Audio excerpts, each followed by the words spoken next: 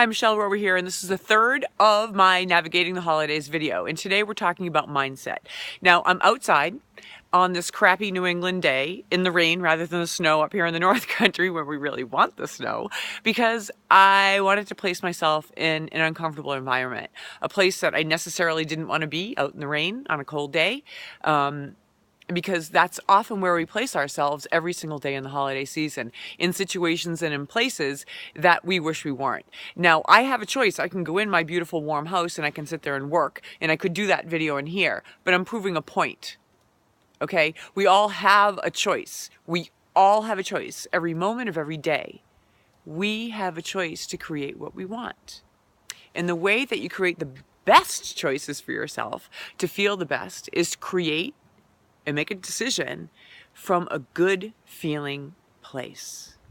So if you're feeling really crappy and you're feeling really stressed out and you're feeling really overwhelmed, when you decide upon something within that feeling, what do you think you're going to do? Are you going to choose something that supports feeling good? Or are you going to choose something that supports feeling bad? So if you're overwhelmed and stressed out, many times we avoid making decisions, or we react and decide just spontaneously without even thinking, just to shut someone up, just because we can do it better ourselves, just because it's more work to try to explain, okay? When in fact, if we just did a little bit of breathing, or took a little bit of a walk, or took a moment to think, or employed my favorite strategy that I share with all of my clients, the say no first strategy. So when something comes up, okay, even if you're overwhelmed and even if you're rushed, all right, and someone's asking you to do one more thing, to make one more batch of cookies, to go to one more party, to take on one more project, to go to one more meeting, okay, when it's an extraneous responsibility and you can feel the resistance within yourself building up, and you feel every cell in your body that you're going to react and you're going to do what you always do and say yes, I want you to say no. It's the say no first strategy. I don't mean that the ultimate answer is going to be no. I mean that for now, you say no.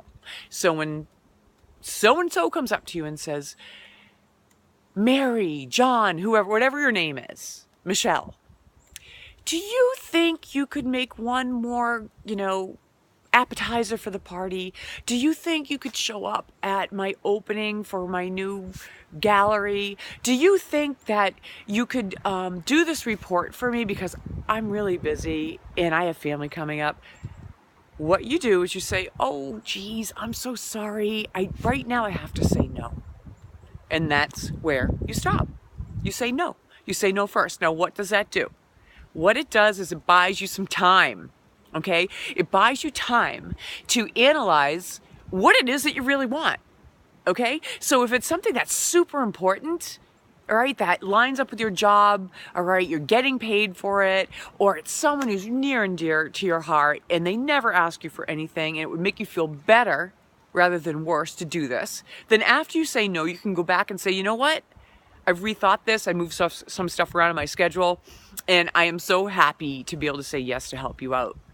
Or you can take that time and you can modify it. Someone just asked me to help them out doing a volunteer project, and they asked me for 2 days a week, a couple hours, 2 days a week.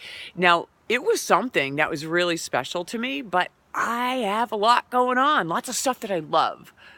But I did want to do this. So what I said was, well, I have 1 hour a week available on this day. Okay, so I looked at my own schedule. Would that help you? And they were so appreciative.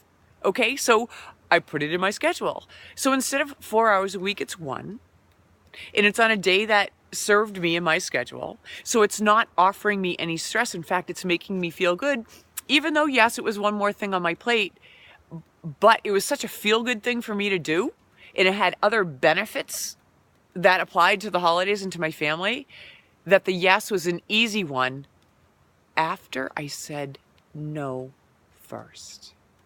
Okay, so that's what I want you to do, is that simple strategy. It works so great. And there are 2 things that are going on there. One, okay, you're creating a new pattern.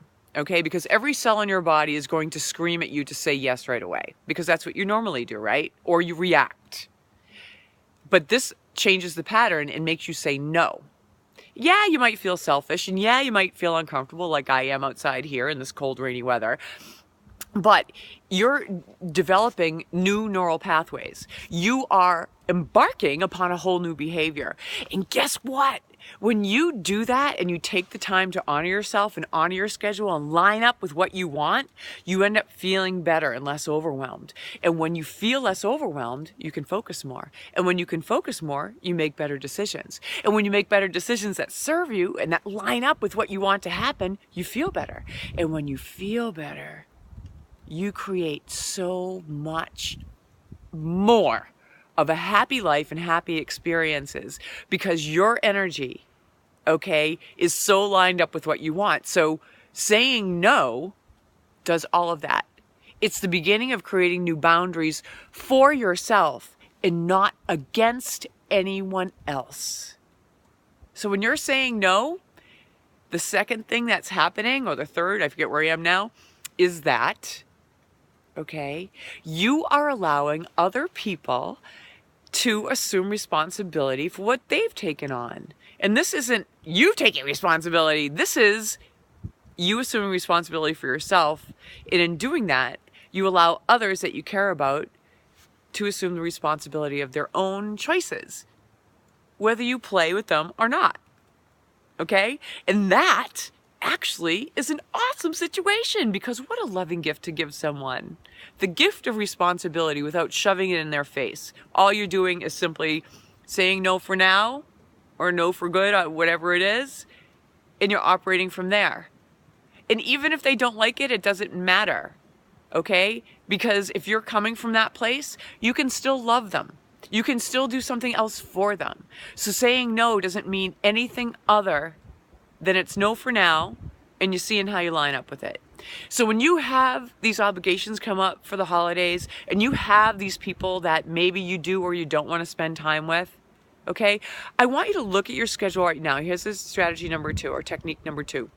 Write down all of your obligations from now through the holiday. Okay, whoever you are, whatever your celebration is, it doesn't matter. What are your obligations? Write them down. And then beside each one of those, and you have to write them down. You can't do it up here because this is crazy land. We need to put it down on paper. Okay, our brain works differently that way.